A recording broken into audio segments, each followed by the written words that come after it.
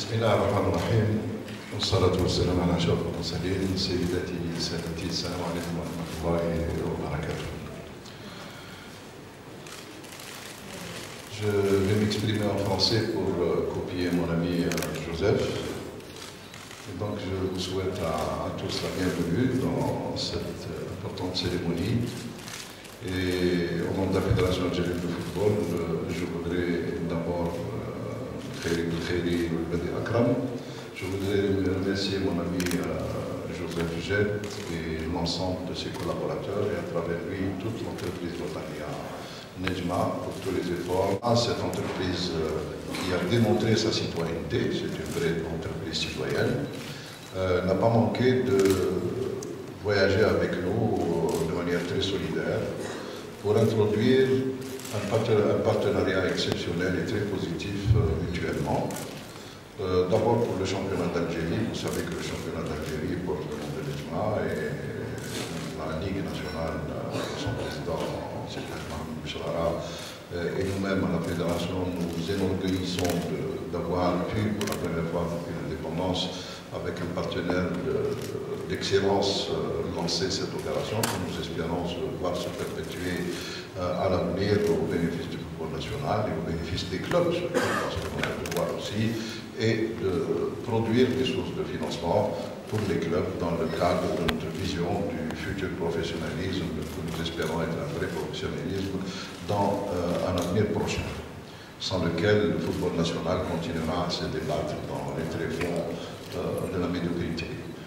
Je pense que l'exemple de l'équipe nationale, la réussite de l'équipe nationale devrait nous permettre à tous de surfer sur cette réussite pour pouvoir nous atteler à la réorganisation du football, à sa refondation, à son développement et à sa mise sur les circuits classiques et ordinaires de développement tel que cela se fait dans les grandes nations pour pouvoir perpétuer des rendements de l'élite nationale qui est donc la source ne peut être que d'abord les clubs en Algérie. Vous savez aussi que Nejma a fait un effort considérable pour nous sponsoriser la Coupe d'Algérie et en votre nom et au nom de la famille du football, je les remercie encore d'avoir aussi introduit pour la première fois un système de gestion d'une compétition qui appartient totalement à la fédération. C'est l'occasion pour moi de réitérer ce que nous avons publié par voie de communiqué sur le site de la fédération.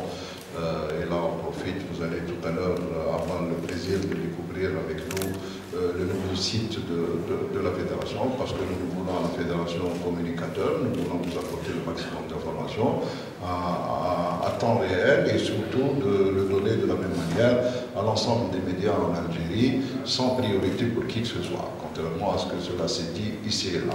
Nous agissons envers tous les médias de la même manière. La dernière des choses, je voulais dire que cette compétition est la propriété de la fédération, que nul n'a le droit de l'utiliser, que ce soit un club ou un opérateur économique. Donc tous les contrats passent par la fédération, c'est comme ça et ça continuera à l'être comme cela se fait sous d'autres cieux où le professionnalisme est de rigueur. Convient de remercier Nejma maintenant, parce que c'est aussi une entreprise qui a beaucoup de vision. Non seulement sur le plan de sa stratégie commerciale, mais aussi sur sa stratégie de communication. Nejma, depuis le début, s'est associé à nous. Cette association a été une réussite totale, aussi bien pour nous en tant que gestionnaire du football, aussi bien pour eux. La stratégie aussi de communication de cette entreprise a aidé beaucoup à introduire une notion nouvelle de la perception de notre équipe nationale. Hakil Khadra est un thème qu'il ne faut jamais l'oublier, rendre à César ce qui lui appartient. C'est quelque chose qui est venu de Nejma et je le remercie.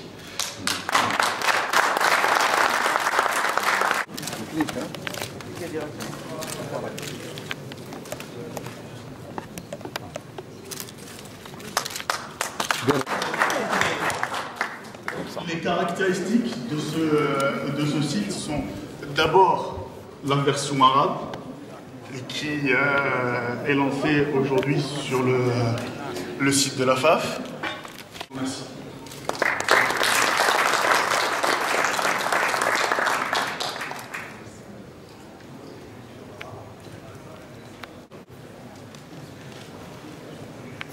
Le site comporte de nouvelles rubriques, et surtout des rubriques modernes, concernant par exemple la vidéo.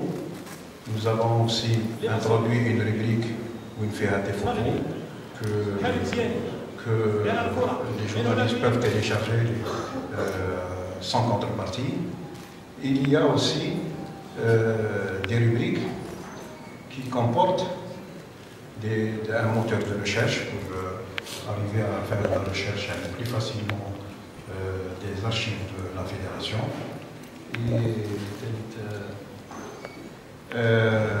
Et nous avons introduit aussi une chose qui intéresse particulièrement les journalistes, c'est un formulaire d'accréditation. Donc pour les futurs matchs de l'équipe nationale, les matchs importants, nous avons introduit un formulaire où le journaliste peut se faire accréditer facilement. Mais en termes de football national et en termes de championnat, Nedjma est aussi partenaire de la Ligue nationale de football et partie prenante dans le championnat, mais un championnat qui perd de son intérêt, surtout après cette qualification. Il n'y a pas beaucoup de monde dans les stades, le niveau n'est pas excellent. Alors le deuxième projet du président de la fédération après une qualification Coupe du Monde, c'était une ligue professionnelle de football. Est-ce que c'est un rêve? Est-ce que c'est réalisable? Et est-ce que Nedjma sera partie prenante dans la création d'un championnat professionnel? C'est important pour nous tous. Pour moi, c'est pas seulement un rêve, c'est un devoir que devrait à cet important projet, sans lequel nous continuerons à vivre la même médiocrité et la même situation. Parce que quels que soient les efforts aujourd'hui qui sont consentis par les uns et les autres, et notamment les dirigeants, et quels que soient les efforts considérables qui sont faits par l'État, parce que mine de rien, l'État consent des efforts considérables, construire des stades, les entretenir, les faire fonctionner. On a aujourd'hui un peu plus de 1100 stades homologués dans ce pays, ce qui est un chiffre exceptionnel.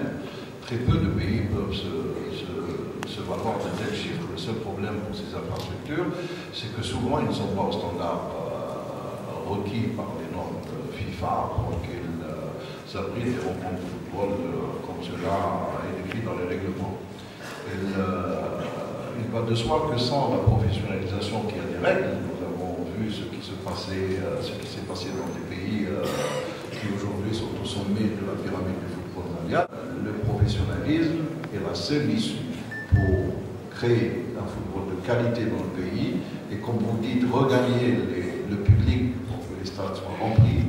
Et il faut que les stades soient aussi confortables pour le public et bien organisés de manière à leur garantir un minimum de moyens pour qu'ils assistent convenablement à des matchs. Enfin, la dernière chose, il va de soi que sans la professionnalisation et sans un travail scientifique, technique, avec à la base l'information dans des centres de formation comme cela se fait dans des pays qui se respectent, nous ne pourrons jamais disposer d'une élite nationale permanente capable de défendre et de porter haut les couleurs nationales dans les différentes arènes internationales de football. J'aime toujours à citer un exemple particulier qui me tient toujours à cœur, c'est celui de la France 98. Les 23 joueurs qui étaient portés sur la liste des champions du monde avec à leur tête notre idole et notre star, l'Algérien et le franco-algérien aussi pour faire plaisir pour ne pas écorcher nos amis français, Zizou, c'est que les 23 joueurs étaient sans exception aucune sortis des centres de formation des clubs. Sans exception aucune, ils sont passés par les différentes catégories des différentes équipes nationales, les moins 17, les moins 18, les moins 19, les 20, les olympiques, pour atteindre l'équipe senior et mener plusieurs batailles avant de gagner la Coupe du Monde. Il n'y a pas de miracle, c'est comme ça, c'est comme le cursus scolaire, on arrive au lycée, on va à l'université, on fait des post-graduations, c'est comme ça, et le football c'est de la même manière. J'espère qu'on y arrivera un jour, Inch'Allah.